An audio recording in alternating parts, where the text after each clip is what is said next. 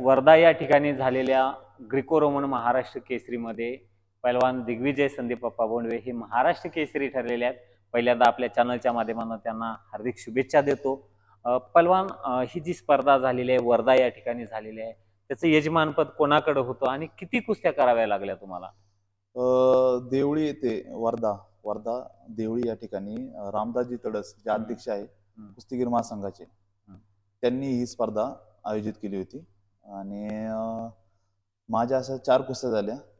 एक पहिली कुस्ती रायगडवाल्यावर होती, दुसरी कुस्ती लातूरवाल्यावर होती, सेमीफायनल माझी कोल्हापूरवाल्या संघ झाली आणि फायनल ही बुलढाण्याचा आपला अक्षय शेळके. म्हणजे लातूर जिल्ह्याचे पण ते बुलढाणा जिल्ह्याकडे खेळले. हो. आणि तसे अक्षय शेळके पण चांगले पहलवान आहेत आणि फ्रीस्टाईल आणि ग्रीको रोमन या दोन्हीकडे खेळणारे आहेत. आणि मला वाटते महाराष्ट्र केसरीला पण ते फ्रीस्टाईल मधनं खेळेल. आणि पहलवान शैलेश शेळके यांचे बंधू आहेत, ते उपमहाराष्ट्र केसरी ठरल्या, त्याबद्दल पण त्यांना शुभेच्छा. फायनलला हीच कुस्ती आली ना? हो. काय कशी झाली कुस्ती, किती गुणफलक झाले? कुस्ती ही 8-0 झाली आहे. एक साधारण 1.5 ते 2 मिनिट चालली असेल आणि कुस्ती 8-0 झाली. नक्कीच. आणि त्यांना पण शुभेच्छा, ते उपमहाराष्ट्र केसरी ठरलेले आहेत. तर सांगायचं गेलं तर पहलवान, फ्री स्टाईल आणि ग्रीको रोमन यात बऱ्याच जणांना, कुस्ती क्षेत्रातल्या लोकांना ह्या गोष्टी माहीत आहेत काय दोन्हीचा फरक असतंय, परंतु बाहेरच्या ऑडियन्सला त्यामध्ये काहीचा फरक कदाचित माहीत नसेल. तर या दोन्हीमध्ये फरक काय असते, फ्री स्टाईल आणि Greco Roman Maharashtra Kesari? Freestyle मध्ये आणि ग्रीको मध्ये हा फरक आहे की फ्रीस्टाईल मध्ये तुम्ही पायाला टच करू शकता, पट काढू शकता, एकेरी पट, दुहेरी पट, पायाचं खेळ आहे जास्त मुवमेंटचा. तर ग्रीको मध्ये असं आहे की तुम्ही अप्पर बॉडी स्ट्रेंथ, तर त्याला तुम्ही पायाला टच करू शकत नाही. फक्त एवढाच फरक आहे, तुम्ही पायाला टच करू शकत नाही आणि मागं सरकू शकत नाही जास्त. तर हा पूर्ण पॉवरचा खेळ आहे ग्रीको रोमन कुस्ती म्हणजे. आणि फ्रीस्टाईल कुस्ती म्हणजे पॉवर प्लस मुवमेंट हा खेळ आहे. ह्यात एवढाच फरक आहे. आता सध्या जे महाराष्ट्र केसरी झालेले आहेत ग्रीको रोमन मध्ये, असे काही पहलवान आहेत की जे झालेले आहेत आतापर्यंत स्पर्धा? हे अधिवेशन दरवर्षी व्हायचं, ग्रीकोचं अधिवेशन म्हणायचं त्याला, की ग्रीकोचं अधिवेशन आहे. पण ह्याला महाराष्ट्र केसरीचा हात दर्जा, कारण की ग्रीको रोमनची कुस्ती ही कुठेतरी माग आहे, कारण की ऑलिम्पिक खेळ आहे हा. ऑलिम्पिकला पण मेडल वगैरे असं सगळं असतं, पण हा खेळ आपल्या महाराष्ट्रात कुठं नाहीच आहे, असं लोकांना अवेअरनेस नाही. पण त्यामुळं पोरांना प्रोत्साहन देण्यासाठी किंवा नाही का असं म्हणा की पोरांनी त्या जाण्यासाठी त्याला महाराष्ट्र केसरी हे असा किताब दिला.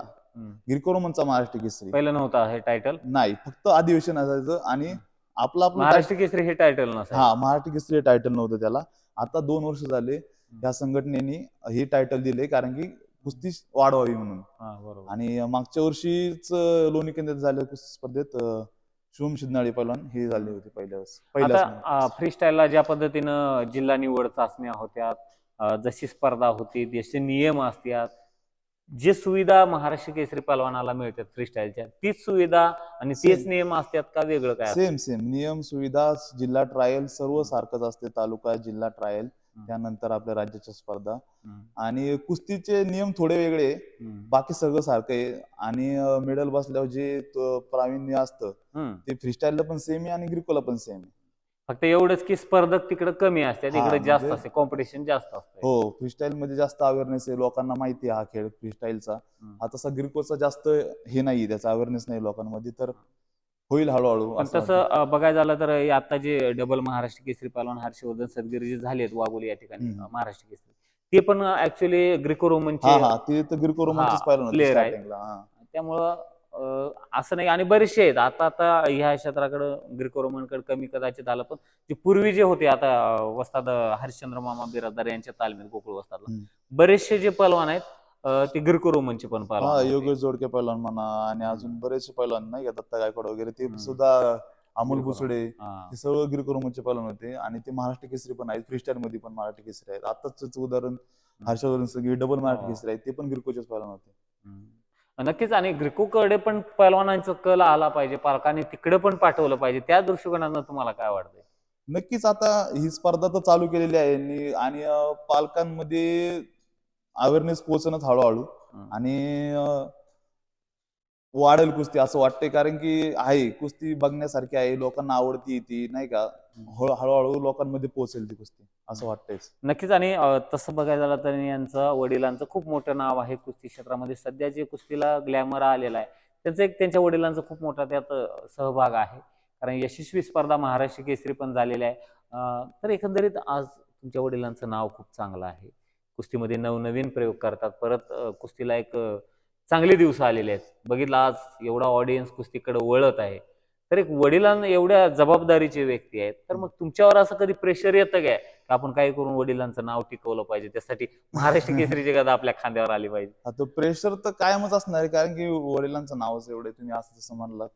पण प्रेशर असं काही नाही, मेहनतच तेवढी केलेली पहिल्यापासून आणि मेहनतीची सवय आहे, त्यामुळे असं प्रेशरचं काय वाटतच नाही जास्त. आणि थोडंफार प्रेशर तो तर जिंदगीत चालूच असणार आहे. मग तुम्हाला असं कधी वाटत नाही का बाबा फ्रीस्टाईलला पण आपण खेळावं, कारण की फ्रीस्टाईलला जी क्रेज आहे ती खूप म्हणजे प्रसिद्ध आहे, नाव होईल किंवा असं वाटलं नाही? आणि कधी खेळणार आहात का तसं भविष्यात काय विचार केला की आपण फ्रीस्टाईलला पण विचार तर महाराष्ट्र आहे, केसरी? पण सध्या काय आहे ना, सध्या आता एक सप्टेंबर महिन्यात एशियन गेम्स म्हणून स्पर्धा आहे. सर्वात मोठी स्पर्धा असते ऑलिम्पिक गेम्स. ग्रेको मधनच काय? हा, ग्रिको मधनच त्याची तयारी आहे. आणि डिसेंबर महिन्यात कॉमनवेल्थ गेम्स आहे, राष्ट्रकुल स्पर्धा. तर या 2 तयारी तर सध्या आहेत माझ्या, कारण की ह्याची तयारी करूनच मग मी फ्रीस्टाईलचा विचार करू शकतो. पण सध्या तर ग्रिकोन मला भारताकडून खेळायचं ही माझी इच्छा आहे सध्या. नक्कीच. आणि पहिलवान तुम्ही आतापर्यंत कोणकोणत्या स्पर्धेमध्ये सहभाग घेतलात आणि कोणकोणते मेडल आहेत, त्याबद्दल पण आमच्या प्रेक्षकांना सांगा. माझं सिनियर नॅशनलला 2 वेळा मेडल आहे आणि सिनियर नॅशनल गेम्सला एकदा आहे. आणि खाशाबाजावला 2दा गोल्ड मेडल आहे. आणि राज्य आधी आपलं ग्रिकोच आहे, तुम्हाला तसंच म्हणलं आधी की आधी ते अधिवेशन होतं, त्याला अजिंक्यपद असं नाव हा होतं. हा अजिंक्यपद कुस्ती स्पर्धा होते, त्याला 1 गोल्ड आहे. आणि आता हे मेडल आहे. तसं स्कूलला वगैरे, स्कूलला 1 गोल्ड आहे, 1 सिल्वर आहे. खेलो इंडियाला माझं ब्रॉन्झ मेडल आहे. जास्त एकंदरीत आहेत. नक्कीच. आता पुढे पण सांगितलं तुम्ही टार्गेट काय असणार आहे, आणि एक आशा असते की बाबा आज तालीम पण आहे, भव्य दिव्य तालीम आहे. सांगायचं गेलं तर मी आज सकाळी यांच्या तालमीमध्ये बघितलं की लहान मुलांसाठी अतिशय उत्तम तालीम आहे. कारण मी बारकाईनं लक्ष देत असतो, कारण पालकांचे मला फोन येत असतात की तर लहान मुलांसाठी तालीम कोणती चांगली आहे. तर मला एक उत्कृष्ट तालीम यांच्या इथली वाटली, कारण बरेचसे लहान मुलं चांगले या ठिकाणी कोच पण प्रॅक्टिस करून घेतात. एक तालीम मध्ये तुम्ही प्रॅक्टिस करताय, आता लहान मुलांची तर चांगली आहे, प्रॅक्टिस घेतात. पण ओपन गटामध्ये तुम्हाला लढतीसाठी कोणाचा फायदा झाला? लढतीला मी आहे ना, आर्मी सेंटर इथं लढती करायला जातो. आणि तिथं खूप सहकार्य, दळवी कोच असतील, परत तिथले गुप्ता कोच असतील, परत रवींद्र खत्री कोच असतील, त्यांनी खूप सहकार्य करून प्रॅक्टिस करून घेतलेली आहे. आणि तिथंच मी प्रॅक्टिस करतो ग्रिको रोमनची आपली. आता ह्या तालमीबद्दल सांगा. लहान मुलं मला चांगली वाटली इथं. तालमीबद्दल सांगा, कसं असते त्यांचं काय? एखाद्या पालकाला जर टाकायचं, लहान जणांचे फोन येतात मला हा हा की कोणत्या तालमी टाकावं, इथल्याबद्दल लहान सुद्धा मी विचार. तुम्हाला एक गॅरंटी देतो, लहान मुलांसाठी आपली तालीम सर्वोत्कृष्ट आहे. चांगली आहे. ही तुम्हाला मी गॅरंटी देतो, कारण की आपले कोचेस म्हणा, आपली प्रॅक्टिसचा टायमिंग म्हणा, आणि परत कोचचं ध्यान असतं. ते तुम्ही सकाळी प्रॅक्टिस बघितली, बघितलं, तुम्हाला खूप पण चांगलं. समजलं असेल. आणि प्रॅक्टिस 2 टाइम आपली प्रॅक्टिस असते. आणि परत इथं जी राहणार आहे ती सगळी हाताने करून खात्यात, सगळं त्यांना इथं खालीच सगळं फळ जवळ आहे सगळे. सगळं जवळ आहे. आणि एवढंच, दूध वगैरे सगळं इथं आहे. दूधवाला येतो दूध टाकायला, अंडीवाला येतो अंडी टाकायला, बाकी सर्व इथं आहेच. शाळा पण जवळ आहे इथं पुढंच, कॉलेज स्पिरिट इंग्लिश शाळा, गावात मराठी शाळा. आप्पा प्रॅक्टिसला असतात का हा, मुलांची आपण रोज सकाळी प्रॅक्टिसला असतात, मोठ्यांच्या पोरांच्या प्रॅक्टिसला येतात, सर्वांचं लक्ष बघतात काय तालमीत चालली. त्यांना सध्या एवढं बाहेरच्या ह्याच्यामुळे लक्ष देतात नाही, पण तालमीत 3 कोच आहे, ध्यान द्यायला. नक्कीच. पहिलवान महाराष्ट्र केसरी झाल्यात, त्याबद्दल आपण ही छोटीशी बाईट घेतलेली आहे, आणि आशा करतो की त्यांना पुढील वाटचालीसाठी शुभेच्छा देतो. पहिलवान महाराष्ट्र केसरी ग्रिको रोमन मधनं आपण गदा मिळालेली आहे.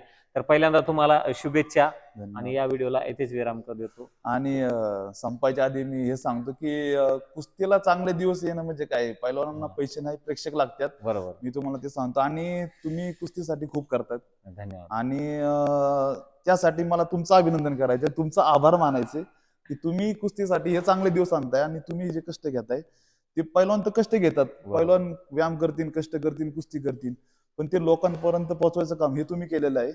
त्यासाठी मी तुमचा सत्कार करतो. माझा सत्कार राहून द्या, हा सत्कारात हकदार तुम्हीच आहे.